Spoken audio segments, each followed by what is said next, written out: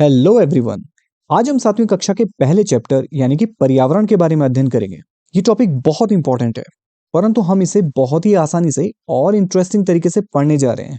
हम इसके अंतर्गत कवर करेंगे पर्यावरण की परिभाषा, पर्यावरण शब्द की उत्पत्ति, पर्यावरण के घटक, प्राकृतिक पर्यावरण और इसके विभिन्न मंडलों के बारे में हम जानेंगे। मानवीय पर्यावरण को हम कवर करेंगे और फाइनली हम जानेंगे पारितंत्र के विषय में। तो आइए फटाफट से शुरू करते हैं। हेलो एवरीवन, मैं हूं डॉक्टर आशुतोष जंगवान और आप सभी का इस लेक्चर में स्वागत है। तो आइए शुरू करते हैं। तो सबसे पहला टॉपिक है पर्यावरण की परिभाषा क्या है।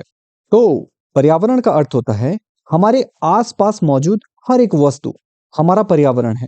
जैसे अगर हम इस समय क्लासरूम में बैठे हैं तो हमारे आसपास मौजूद table, chair, black board, light, पंखे वगैरह वगैरह ये सभी हमारे पर्यावरण होंगे। अगर हम किसी पहाड़ी के शिखर पर हों तो वहां पर मौजूद पेड़ पौधे, चिड़िया, जीव जंतु, मिट्टी, पत्थर, हवा, पानी आदि ये सभी हमारे पर्यावरण होंगे। यानी कि देखा जाए तो इस धरती पर मौजूद हर एक वस्तु पर्यावरण का अंग है। बट डिपेंड ये करता है कि हम कहाँ बैठे हैं और हम कहाँ के पर्यावरण को देखना चाहते हैं। क्योंकि एक क्लासरूम के अंदर की चीजें भी पर्यावरण बना रही हैं, जो कि सारी मैन मेड हैं, और पहाड़ी के शिखर पर मौजूद नेचुरल चीजें भी पर्यावरण बना रही हैं। तो पर्यावरण का सीधा सीधा सा अर्थ हो गया कि हमारे आसपास मौजूद हर एक वस्तु हमारा पर्यावरण है। अगर हम इसके नाम को ही देखें तो इसका नाम ही इसकी परिभाषा को बता देता है। पर्यावरण, परिधन, आवरण। परि का अर्थ है चारों ओर और आवरण का अर्थ है घेरे हुए। तो जो चारों ओर से हमको घेरे हुए है वह पर्यावरण है। आइए अब जानते हैं कि पर्यावरण शब्द की उत्पत्ति किस भाषा के शब्द से हुई है। परिधन आवरण, जिसे हम पर्यावरण कह रहे हैं, वह संस्कृत भाषा के परि उपसर्ग और आवरण से मिलकर बना है। और जैसा कि अभी हमने जाना कि परि का अर्थ होता है चारों ओर और आवरण का अर्थ होता है घेरे हुए, अर्थात जो चारों ओर से हमको घेरे हुए है वह पर्यावरण है। तो यह संस्कृत भाषा से मिलकर बना है। लेकिन पर्यावरण को अंग्रेजी में एनवायरनमेंट कहते हैं और यह एनवायरनमेंट शब्द फ्रांसीसी भाषा के एनवायरनर से मिलकर बना है, जहां फ्रांसीसी भाषा में यह स्टेट ऑफ बीइंग एनवायरनड के अर्थ में प्रयुक्त होता है, जिसका अर्थ है जो हर वक्त चारों ओर से घेरे हुए हो। तो देखा आपने, दोनों ही भाषाओं में पर्यावरण का एक ही अर्थ है कि जो भी वस्तुएं चारों ओर से हमको घेरे हुए है वह हमारा पर्यावरण है। तो आइए अब इन घेरने वाली वस्तुओं को हम और क्लासिफाइड करें, जिससे पर्यावरण के बारे में हम और अच्छे से समझ सकें। तो अब बात करते हैं हमारे चारों ओर मौजूद विभिन्न वस्तुओं के बारे में,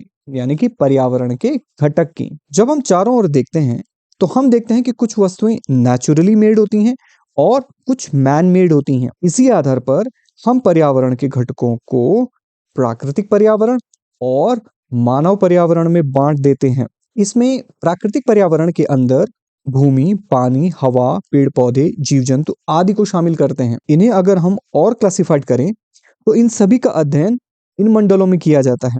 इसमें सबसे पहले बात करें स्थल मंडल की, तो पृथ्वी की सबसे ऊपरी परत जो ठोस और कठोर है, इस ऊपरी परत को ही स्थल मंडल कहते हैं। देखिए, पृथ्वी की सतह की आंतरिक संरचना का यह चित्र है, जिसमें पृथ्वी की आंतरिक संरचना को क्रस्ट, मैंटल, आउटर कोर और इनर कोर में बांट दिया गया है। तो इस संरचना में सबसे ऊपर की सतह जो पूरी तरीके से ठोस है और कठोर है, इसे ही स्थल मंडल का नाम दिया गया है। यह चट्टानों और मिट्टी की परत से ढका होता है और विभिन्न खनिज पदार्थों के मिश्रण से बना होता है। इस स्थल मंडल में ही सभी प्रकार की स्थलाकृतियां मौजूद होती हैं। हमने पिछली वीडियो में जाना कि टाइप्स ऑफ लैंडफॉर्म्स कितने प्रकार के होते हैं। धरती पर पर्वत, पठार, मैदान पाए जाते हैं। तो ये समस्त स्थलाकृतियां इस स्थल मंडल में ही मौजूद होती हैं और ये स्थलाकृतियां महाद्वीपों के अलावा महासागरों की सतह पर भी पाई जाती हैं। तो ये था स्थल मंडल। दूसरा प्रमुख मंडल है जल मंडल। समस्त जल राशि, चाहे वो नदी में हो, ग्लेशियर में हो, झील, तालाब, समुद्र, महासागर, ये सभी जल मंडल का हिस्सा हैं। धरती के लगभग 70.8% भूभाग में जल है और 29.2% भाग पर ही स्थल मंडल है। और इस 71% जल राशि की बात करें तो इस समस्त जल राशि में से भी 97.5% समुद्री खारा जल है, जिसे हम पी नहीं सकते हैं। केवल 2.5% जल ही फ्रेश वाटर है, जो हमारे पीने लायक है। लेकिन मजे की बात तो इसमें है कि इस 2.5% फ्रेश वाटर में से भी केवल 0.3% वाटर ही तरल रूप में मौजूद है, मतलब या तो नदी में या फिर पानी के स्रोत के रूप में तरल रूप में मौजूद है। बाकी सभी ग्लेशियर्स में चट्टान के रूप में मौजूद है। तो चलिए, ये था दूसरा प्रमुख मंडल जिसका नाम है जल मंडल। तीसरा मंडल है वायुमंडल। पृथ्वी के चारों ओर फैली हुई वायु की पतली परत को वायुमंडल कहते हैं और पृथ्वी का गुरुत्वाकर्षण बल अपने चारों ओर इस वायुमंडल को थामे रखता है। इस वायुमंडल में विभिन्न प्रकार की गैसें मौजूद होती हैं, जैसे oxygen, carbon dioxide, methane, nitrogen आदि। इन सभी गैसों में नाइट्रोजन गैस सबसे ज्यादा मात्रा में उपलब्ध है, जो कि 78.08% मात्रा में उपलब्ध है। दूसरे नंबर पर है ऑक्सीजन, जिसका परसेंटेज है 20.94, लगभग 21%। इसके बाद आता है organ, carbon dioxide, neon, helium, methane, krypton और भी अन्य गैसें हैं जो वायुमंडल में मौजूद हैं। और ये सभी गैसें वायुमंडल के इन विभिन्न स्तरों में मौजूद होती हैं, जो कि पृथ्वी से अलग अलग ऊंचाई पर स्थित होते हैं। इसमें पृथ्वी के सबसे नजदीक जो मंडल होता है उसे क्षोभ मंडल कहते हैं, अंग्रेजी में से ट्रोपोस्फियर कहते हैं।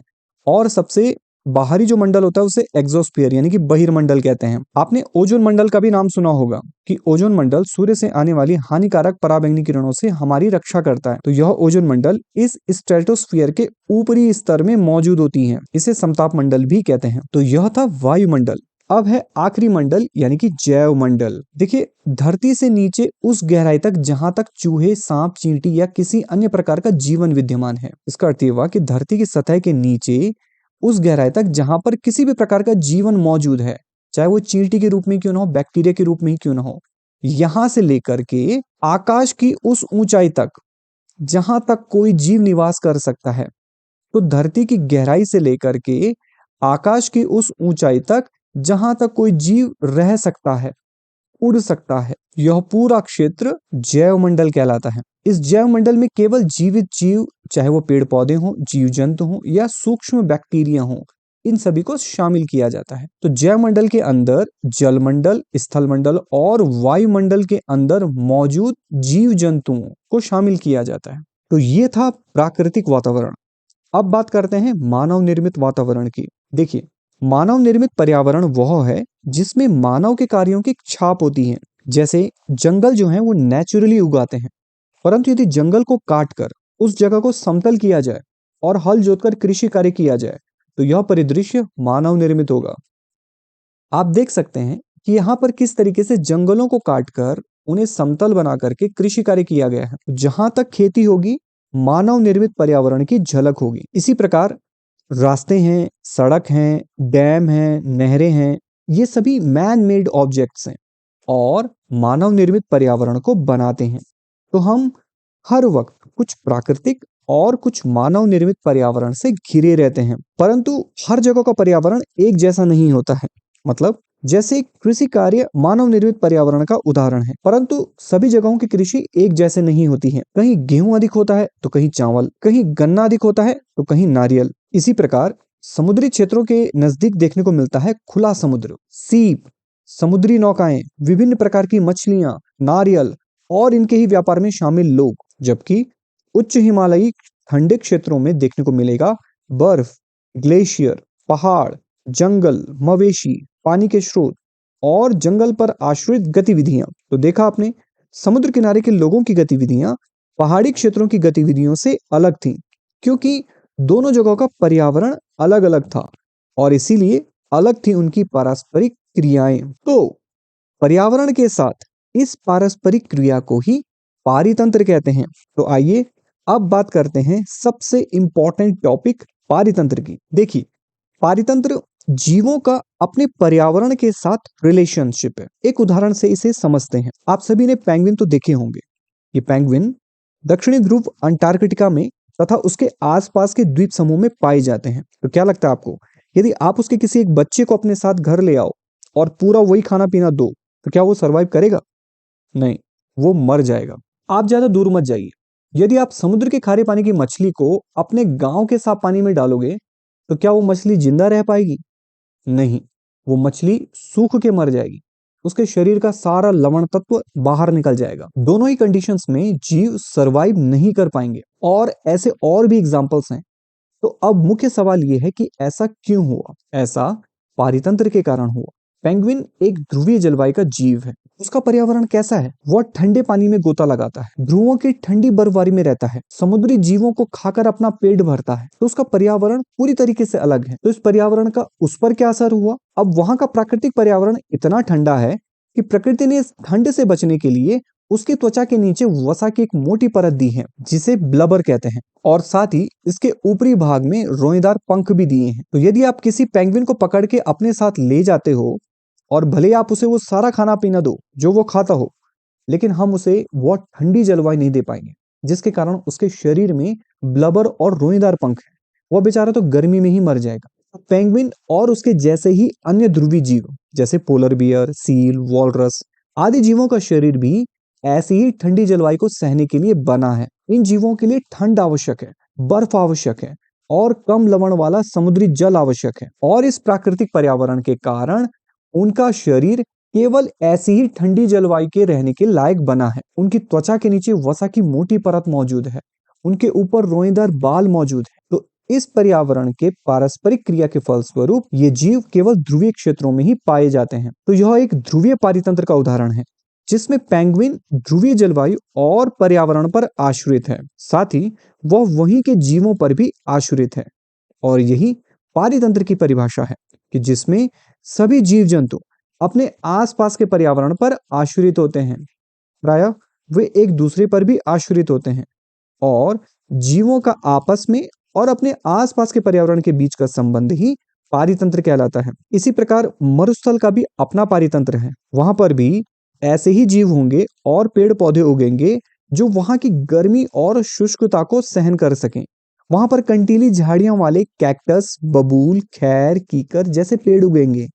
आप कितना ही प्रयास कर लो, परंतु यहाँ पर देवदार, बांज, बुरांस नहीं उगा सकते, क्योंकि इनका अपना पारितंत्र है। तो हर क्षेत्र का अपना पारितंत्र हो सकता है, जैसे एक छोटा तालाब, नदी, झील, पर्वत, ग्लेशियर, मरुस्थल, घास के मैदान, समुद्र, इन सभी का अपना इंडिविजुअल पारिस्थितिक तंत्र होता है। और प्रायः जीवों को अपने ही पारितंत्र की आदत होती है। जैसे समुद्री मछलियां नदी के साफ पानी में जीवित नहीं रह पाएंगी, और ना ही नदी के साफ पानी की मछलियां समुद्र में जीवित रह सकती हैं। तो पारितंत्र में जीव अपने पर्यावरण के साथ एक पारस्परिक संबंध बनाते हैं, जिसका अर्थ हुआ कि पारितंत्र में हर कोई एक दूसरे पर निर्भर रहता है और इसी वजह से जीवित रहता है। तो ये था आज का टॉपिक, जिसमें हमने पर्यावरण और उसके पारस्परिक संबंधों के बारे में जाना। तो मिलते हैं अगले लेक्चर में नेक्स्ट टॉपिक के साथ। तब तक के लिए वर्क हार्ड बट जॉयफुली।